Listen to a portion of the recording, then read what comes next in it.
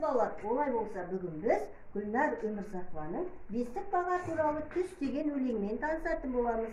Өлеңмен таныспас бұрын әуелі айтайықшы, түс дегеніміз не, балалар? Жақсы және жаман әлде қорқыныш. Қорқынышты түстер болады. Тағы қандай түстер көреміз?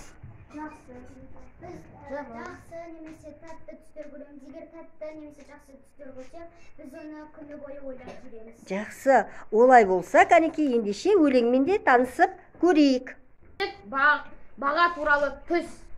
Ұйықтап жатып түсімде айға ұшып барыппын. Алыстағы жұлдыздың ұстап бірін алыппын.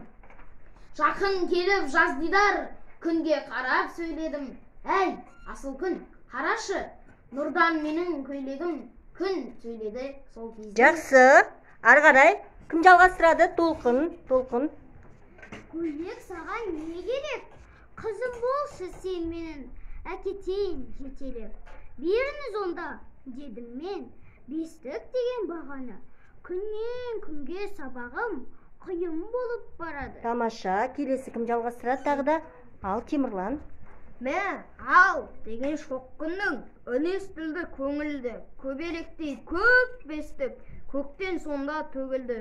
Қол жеткізген арманға біріне ұқсап батырдың, бесіктерді құшақтап құлдилап келе жатырмын. Тамаша, ары қарай келесі кім жалғастырады? Ал, Байдәулет. Көк аспанда қалықтап қызыққа әбден батыппын.